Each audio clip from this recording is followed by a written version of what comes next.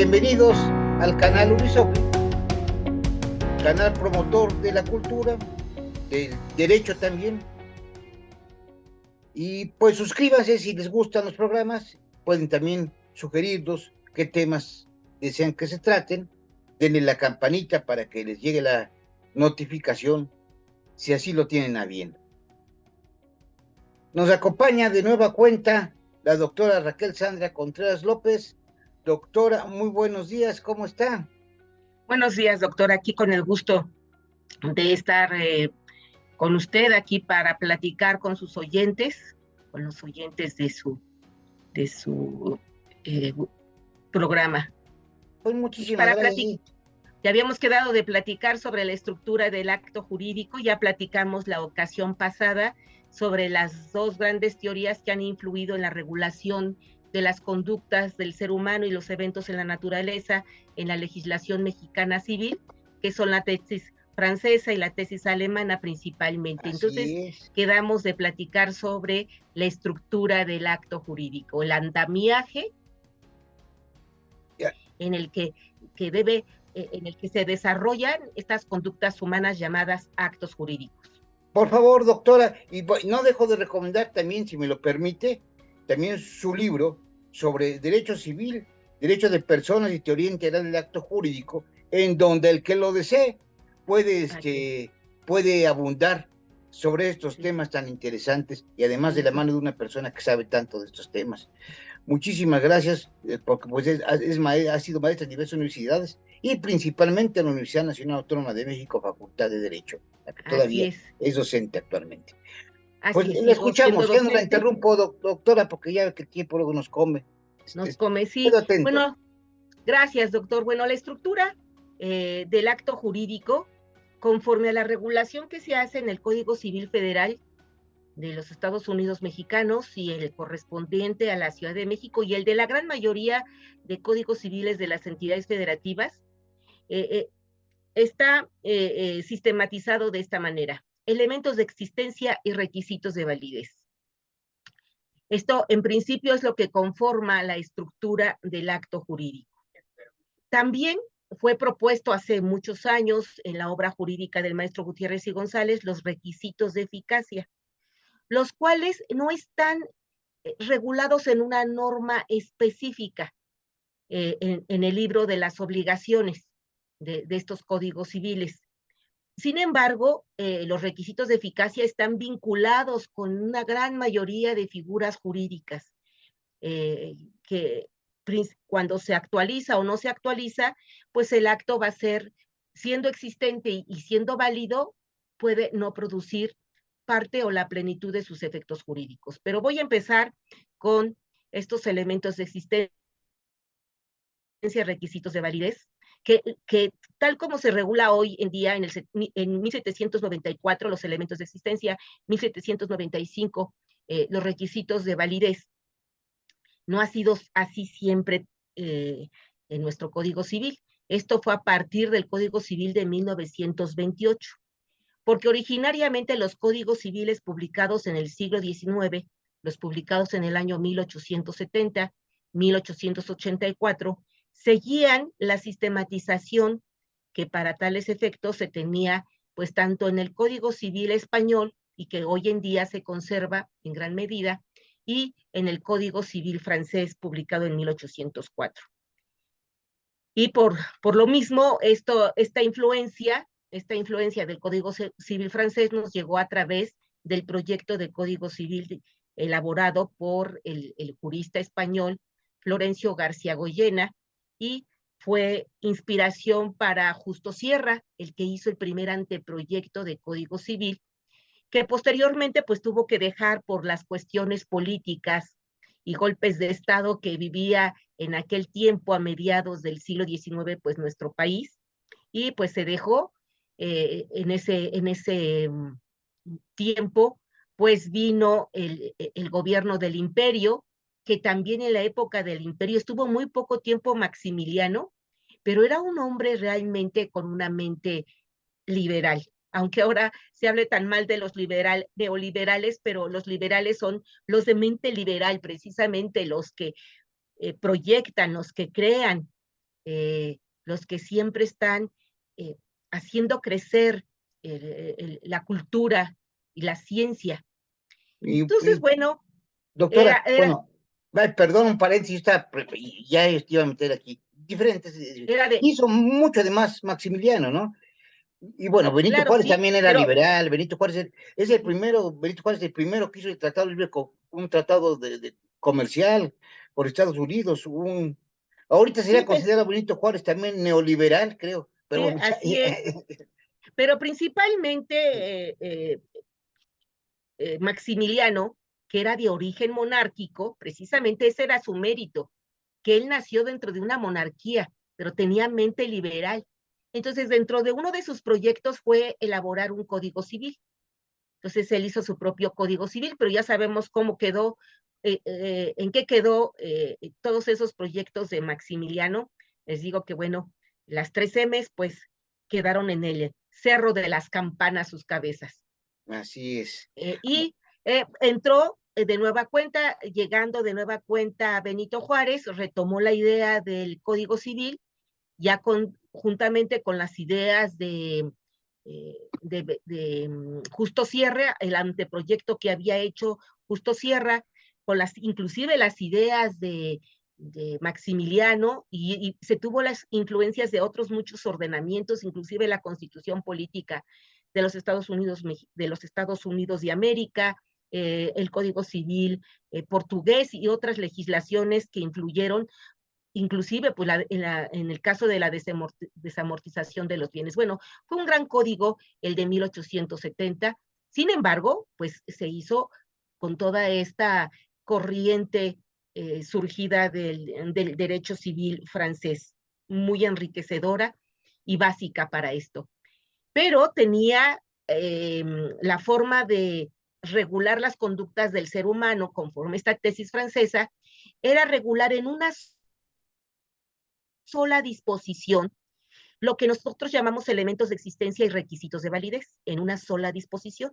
Los códigos civiles actuales europeos siguen regulando en una sola disposición lo que son estos elementos de existencia, requisitos de validez, que finalmente van a trascender en cómo se regulan las ineficacias endógenas del acto jurídico y siguen aplicando pues la tesis clásica de las nulidades. Sin embargo, como venía diciendo, el legislador mexicano, a la cabeza de ese proyecto de Código Civil por el maestro y jurista Francisco H. Ruiz, deciden separar en dos disposiciones lo que son los elementos de existencia, los requisitos de validez, y con ello, además, ya no regular las ineficacias de estas conductas llamadas actos jurídicos conforme a la tesis clásica de las ineficacias, sino conforme a la teoría de Julián Bonecas, que distinguía y él consideró que era necesario regular tanto la inexistencia como la nulidad absoluta y la nulidad relativa. Hoy en día, la inexistencia no tiene aplicación práctica y hace muchos años, en la época quinta de la jurisprudencia del Semanario Judicial de la Federación, se dictó una tesis en la que se decía pues que la inexistencia se asemejaba a la nulidad absoluta y que por lo tanto pues no tenía caso hablar de inexistencia, sino únicamente de nulidad absoluta, distinguir entre nulidad absoluta y nulidad relativa. Y así ha sido hasta el momento. Pero además de esa tesis que ha influido en esta situación, porque en el Código Civil sí se hace la regulación de la inexistencia y se hace la diferenciación entre la inexistencia y la nulidad absoluta y la nulidad relativa, de manera muy clara. Pero el problema de la inexistencia es que no tiene una norma adjetiva que la haga eficiente.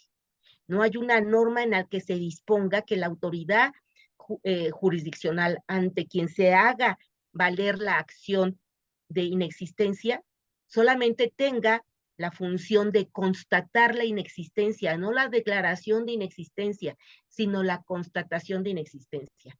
Entonces, puede haber una figura realmente muy interesante, pero si no tiene su equivalente en el derecho adjetivo, pues de nada sirve, ¿sí? Igual ocurrió en su momento con el pacto comisorio expreso, que había surgido precisamente de una, fue una tesis en contradicción, todavía con el sistema anterior, que fue una contradicción, bueno, esa todavía creo que fue contradicción de tesis, no fue por acumulación, fue una contradicción de tesis y surge el pacto comisorio expreso. Pero originariamente, pues no tenía tampoco aplicación porque no había una norma adjetiva que le diera eficacia. Y se incluyó el pacto comisorio expreso como forma de resolver derechos y obligaciones en el artículo 500 de nuestro Código de Procedimientos Civiles actual. Bien, entonces, retomando esto, la importancia de que en el Código Civil de 28, publicado en el 28 y que comenzó a surtir sus efectos jurídicos en 1932, regulara de manera separada elementos de existencia, requisitos de validez y que por lo tanto se retomara para regular las ineficacias, el legislador tomara la tesis de Julián Bonnicaz, distinguiendo entre inexistencias, nulidad absoluta y nulidad relativa. Bueno, entre los elementos de existencia en el artículo 1794 se establece que son el consentimiento y un objeto que pueda ser materia del acto jurídico. Esto es un objeto posible física y jurídicamente. No se menciona que deba de tener allí de manera desafortunada. Yo pienso que hubo poco tiempo para esta sistematización más completa. No se habló de la necesidad de manera excepcional en algunos casos de una forma solemne. Sin embargo, la forma solemne se puede desprender de la primera parte, de las primeras líneas del artículo 1796, en el que se regula principalmente allí el principio del consensualismo para el perfeccionamiento de los contratos. Y en este artículo 1796 se lee en esta primera parte: los contratos se perfeccionan por el mero consentimiento, excepto aquellos que deben revestir una forma establecida por la ley. Y esta forma establecida por la ley no es una forma formal que tenga que ser por escrito privado o escritura pública, es una forma solemne, sin la cual ese acuerdo de voluntades que está vinculado con un objeto posible, pues no será perfecto porque le faltará en algunas ocasiones la forma solemne que el legislador establece para cada caso en particular. Y como en el caso que pues hay pues una opinión mayoritaria en ese sentido, de ser el matrimonio un acto convencional solemne. ¿Por qué? Porque requiere la homologación por parte del juez u oficial del registro civil competente en que declare a los contrayentes unidos en nombre de la sociedad y de la ley o del Estado. Entonces, es esta declaración, esta homologación por parte de un funcionario administrativo, la forma solemne.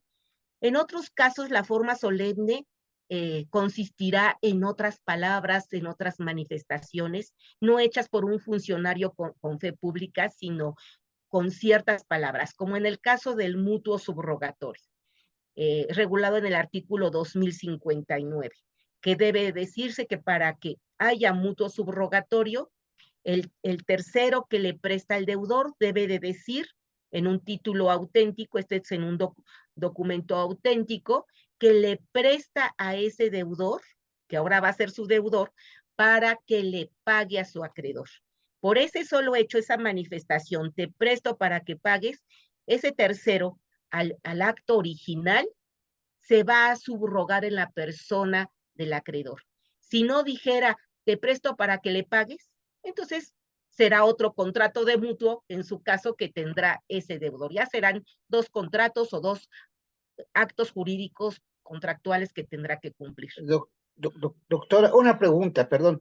Esa solemnidad se puede expresar verbal, es verbal y le hace constar X funcionario. Pero también puede ser la solemnidad por escrito. Se tiene, En algunas ocasiones tendrá puede que ser. ser por escrito, como en el caso del repudio de herencia, dice el legislador. Deberá ser, en el artículo 1661, deberá hacerse de manera expresa, por escrito, ante un juez competente, y en caso de que la persona que repudie no viva en el lugar donde se tramita el juicio sucesorio, entonces podrá hacerlo ante un notario público. Entonces ahí está, son los casos, no siempre se dice que tenga que ser por escrito, solamente se dice que tiene que ser de manera expresa. Y la voluntad expresa se puede actualizar de forma verbal, por escrito, signos inequívocos, y hoy en día medios electrónicos, ello en el Código Civil Federal y en el Código Civil de la Ciudad de México a partir de las reformas tanto del año 2020 como del 2021, que se incluyeron estos medios electrónicos para expresar la voluntad de manera expresa. También puede ser de manera tácita, a través de hechos o actos que hagan presumir la voluntad, y de manera excepcional, aunque en la doctrina no siempre es aceptada este medio, a través del silencio. Cuando el legislador al silencio de quien debe de expresar su voluntad no lo hace, entonces considera que está expresando la voluntad en determinado sentido, a veces en sentido negativo, a veces en sentido positivo.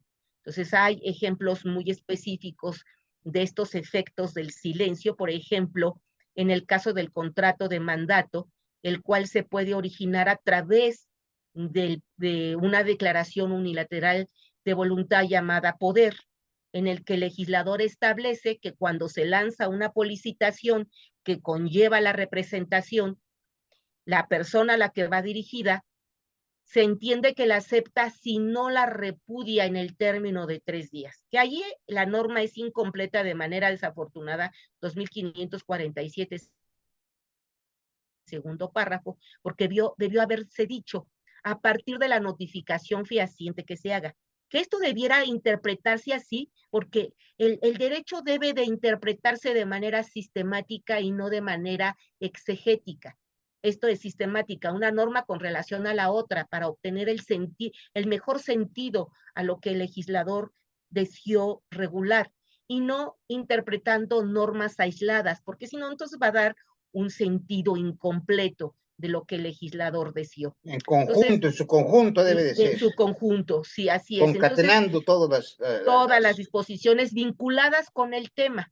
Entonces, en el caso de que se lance una policitación en la que lleve el deseo de ser representado, ese presunto apoderado deberá en su caso rechazar la policitación o oferta en el término de 3 días. Si no lo hace porque desconoce la policitación o porque no le dio la voluntad de contestar la policitación, el legislador entiende ipso iure que aceptó.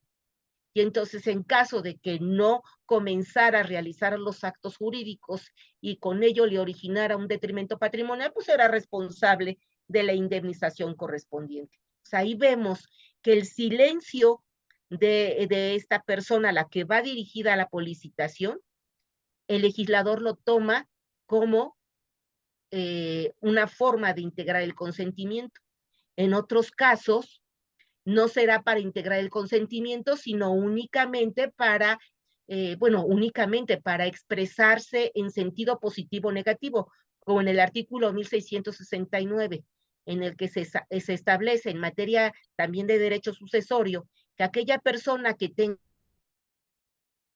interés en que un presunto heredero acepte o repudie la herencia, una vez abierto el juicio sucesorio, puede pedirle a la autoridad que señale un término que no deberá exceder de 1 mes para que ese heredero, presunto heredero, acepte o repudie la herencia. Si no lo hace en el término señalado por el juez, entonces se entiende que le está aceptando. ¿Por qué? Porque en el 1661 se dice que el repudio debe ser expreso, por escrito y hecho ante autoridad judicial o notarial. Entonces, pues es un acto solemne el repudio. Y en el caso de que guarde silencio, entonces su silencio significa aceptación. Igual lo vemos en el caso de la cesión de deuda, en el que el deudor principal conviene con un tercero que convienen que lo sustituya en el pago de la obligación, cuando le den un plazo al acreedor para que acepte su acuerdo o lo ratifique, que es el sistema de la ratificación o aceptación. Si el acreedor no responde, y puede ser inclusive de manera tácita, expresa o tácita, que acepta el acuerdo entre su deudor original y un tercero, se entiende que no acepta. Allí, ese silencio se entiende por el legislador que es en sentido negativo, no positivo, sino negativo. Y claro, el efecto del silencio en materia procesal es fundamental para ciertos procedimientos.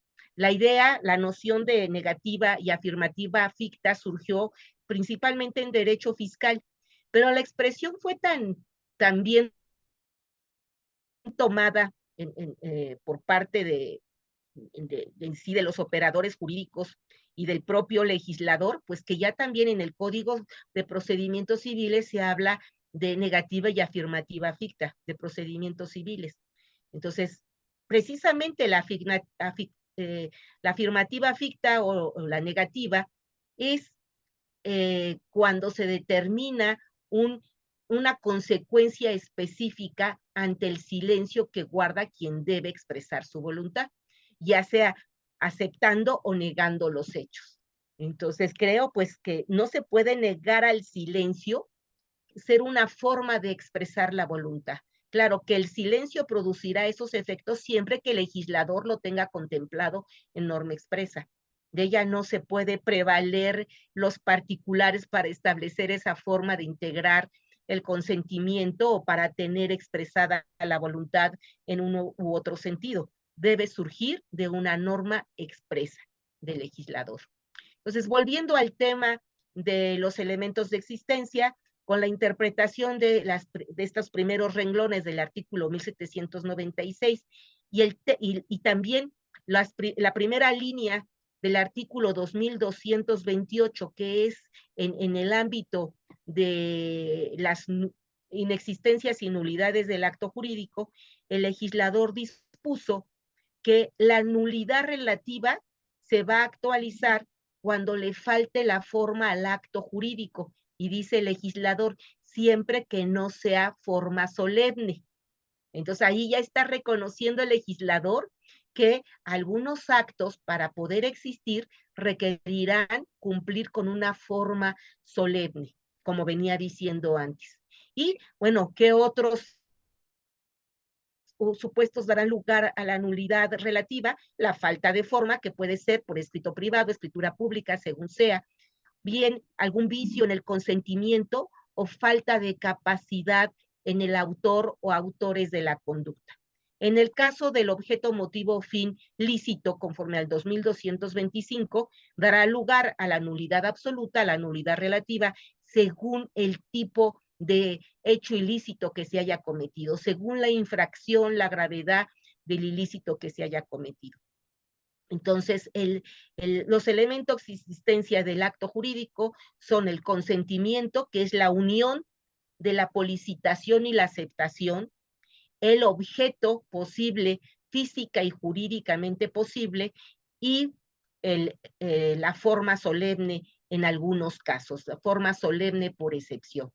Ya como requisitos de eficacia, pues estará la forma formal que el legislador establezca. También en materia de forma, en el artículo 1930, se establece que el principio del consensualismo para la forma, esto en el sentido de que los contratos, no, es el 1832 que establece.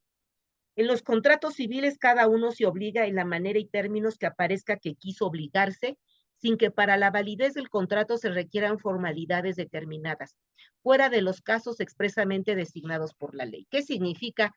Que el principio es el consensualismo como forma de los contratos, a menos que el legislador establezca una forma formal, como venía diciendo, forma por escrito privado, forma por escritura pública, según cada caso que lo determine el legislador. También, como requisito de validez, estará la capacidad de las partes, capacidad de goce, capacidad de ejercicio para realizar los actos jurídicos, que ahí el tema de la capacidad es otro tema que hoy en día está muy en boga y está siendo transformado. Pero volviendo ya, eso ya habrá oportunidad de platicar Sí, doctor. de la capacidad. Los vicios en el consentimiento, que originariamente, pues en nuestro Código Civil, conforme al 1812, son el error, el, la, el error, el dolo y la violencia. Sin embargo, hay que tomar en cuenta que el legislador en el artículo 1815 establece que el dolo es una forma de inducir al error. Por lo tanto, el dolo no es un vicio, es una forma de inducir al error, una de las especies del error. El error puede ser fortuito, porque la persona, por falta de experiencia, conocimientos, atingencia, cuidado, haya caído en una falsa o incompleta consideración de la naturaleza del acto jurídico que está celebrando. O bien sea un error doloso porque se ha llevado al error. Y entonces, por lo tanto, el dolo, conforme al 1812, pues no sería un vicio. Entonces tenemos el error, la violencia, y conforme al 17, al artículo 17, también a partir de su reforma en el año 1982, pues también será otro vicio. ¿Por qué digo que a partir de 1982? Porque originariamente en el Código Civil de 28 se estableció que cuando haya una desproporción en las prestaciones, el, el, la víctima podía promover la rescisión del contrato y en su caso, pues el pago de daños y perjuicios.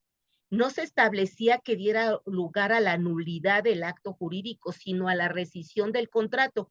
Pero al mismo tiempo, en el artículo 2228 se establecía que la lesión daba lugar a la nulidad del acto jurídico. Entonces, eran dos disposiciones que originariamente estaban opuestas, estaban determinando funciones distintas, por lo que pasaron muchos años, hasta los años 80, cuando el legislador dijo, son dos normas incongruentes, hay que ponerlas congruentes. Entonces reforma el artículo 17 para establecer que en el caso de la desproporción de las prestaciones dará lugar a la nulidad del acto jurídico, o bien, en caso de que así lo desee la víctima, a la quanti minoris, esto es a la reducción del precio y al pago de daños y perjuicios, lo que a mí me parece realmente una incongruencia, porque la conducta o está viciada o no está viciada. Bueno, ahí lo que quiere decir el legislador es que se puede convalidar y dar lugar, en su caso, a la acción quanti minoris, que es la reducción del precio. Entonces, por lo tanto, con esta reforma al artículo 17 ya es congruente con el artículo 2228, y aunque no se le incluya como vicio de consentimiento en el artículo 1812, haciendo una interpretación sistemática del 1812, 1815, artículo 17 y 2228, resulta que los vicios del consentimiento en estos códigos civiles del año 2000, publicados en el año 2000, son el error, la violencia y la lesión. En otros códigos civiles, por ejemplo, en el de Quintana Roo, Puebla y, y, y Coahuila, se menciona la reticencia. Sin embargo, la reticencia realmente como vicio está mejor redactada en el Código Civil de Puebla, porque en el de Quintana Roo y en el de Coahuila se le vincula con el vicio del error. Entonces, bueno, ahí vuelven a caer en la misma confusión. Y bueno, aparte de estos vicios del consentimiento, pues estará el objeto, motivo o fin lícito, que de acuerdo con el 2225 dará o no lugar a la nulidad absoluta, la nulidad relativa, según sea la gravedad de la infracción.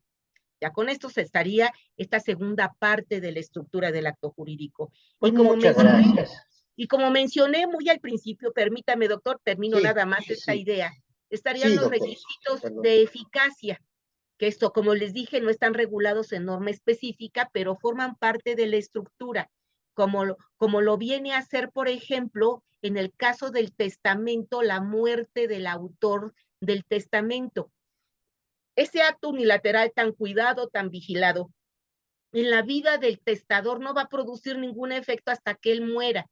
Entonces, para que este acto unilateral tan cuidado produzca efectos jurídicos, necesita el requisito de eficacia consistente en el hecho biológico de la muerte del autor de la sucesión, para que produzca la plenitud de sus efectos jurídicos. Entonces, ¿qué son los requisitos de eficacia?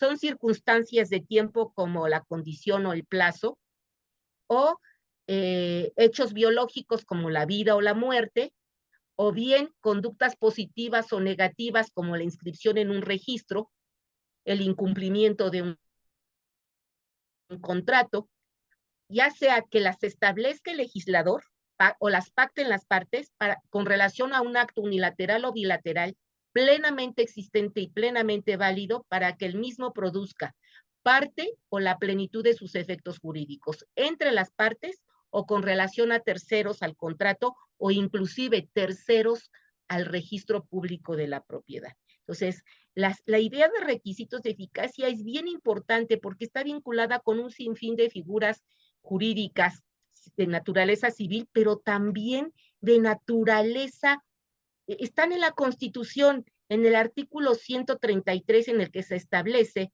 que los tratados celebrados por el Estado mexicano serán ley suprema de la Unión cuando sean aprobados por el Senado.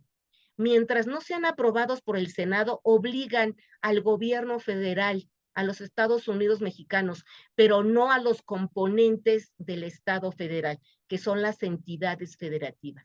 Así es que la aprobación por el Senado viene a ser un requisito de eficacia respecto de ese acto en el que suscribe o que celebra los Estados Unidos mexicanos, que es existente y válido para la federación, pero no para los componentes de la federación hasta que no sea aprobado por el Senado. Así es que los requisitos de eficacia tienen una gran importancia. Ya después me gustaría seguir hablando Sí, sobre después hay estos que ver temas. un programa. Doctor, una pregunta nada más. Aprobado por el Senado, pero también tiene que ser publicado, ¿verdad? Claro, claro, Publicado, porque porque para sí, sí, efectos para efectos, sí. de producir efectos necesita ser publicado en el Diario Oficial de la Sí, Federación. Entonces, ser aprobado por el Senado y publicado en el Diario Oficial de la Federación. Sí, sí, porque pues son diferentes fechas, tiene usted razón, exacto. no solamente la aprobación, porque tratándose de tratados, otras convenciones, se pueden apreciar varias fechas. Entonces, pues es hasta que se hace del conocimiento de los gobernados que les es aplicable. Y que en un momento dado, pues se cumpliera también el plazo o la vacatio legis de cada publicación. Porque además puede ser que se publique, pero no entre en Que vigor digan de cuándo manera va a entrar en vigor, hay que ver inmediato, ahí la fecha en que se va a entrar en sino la vigor, ¿no? fecha en la que se Exacto. establece la vacatio legis. Son tantas cuestiones, bueno, que bueno, Doctor, me dio fíjese que gusto platicar. no, esto es muy interesante, muchísimas gracias. Mire, por ejemplo, aquí puede, para los estudiosos del derecho, es muy interesante estos conceptos. Todo esto es interesantísimo, pero también para la gente que tiene problemas, muchas personas, y de manera práctica, he observado, por ejemplo, cuando no se repudia con las formalidades debidas una herencia. No hay repudio. Trae problemas y yo le he visto problemas prácticos que luego y dicen, ¿sabes qué? No, pues a ti te correspondía, por ejemplo, tal caso, tal departamento, quédatelo, sí, cómo no, pero tienen que hablar el repudio, porque si no obra el repudio, pues se les tiene que llamar forzosamente a la herencia. Claro. Y luego, no solo eso, doctora, ya platicaremos en su momento. Hay Con veces mucho gusto, que se doctor. abre el juicio y la persona comparece y nunca dijo nada, y al final de cuentas se adjudican a los dos, aunque el otro no lo haya querido. Y luego surgen problemas de verdad graves. Entonces, bueno, lo que conviene a las personas en particular, creo que bueno, es consultar a un abogado. Podría pensarlo en primera instancia. Pero, por ejemplo, en este caso que yo le estoy platicando, consultaron a un abogado, pues, y el abogado se aconsejó mal, y generó un grave problema incluso familiar, pues sí, porque, entonces, ojalá también vean las Pues personas sí, que aunque no sean abogados, no pues, sean estudiantes, vean este programa, la generalidad, porque poniendo atención poquito a poco, creo que se va a entender y muy bien, ¿no? y pues si hay duda en cuanto al asesoramiento, pues consultar una segunda opinión, como en el caso de Sí, los médicos. No siempre sí, nos quedamos con la primera opinión del médico porque no nos satisface lo que dice sobre nuestra salud, pues una sí. segunda opinión. Y así, pues vamos más a lo seguro. Así es, sí, porque sucede de todo. Sí, aquí Así es, eso pasó. Hace poco me consultaron un asunto así, y bueno, pues que el abogado les había aconsejado mal, y pues provocó incluso un pleito familiar, que les costaba, si tremendo. ya estaban de acuerdo desde un principio, pues comparecía repudia, ya se acabó, punto, ¿no? Sí, pero no saben qué es el repudio. Muchas veces no saben qué es el repudio o bien O lo son pueden ver estos, hasta como ofensivo, ¿no? A las o personas.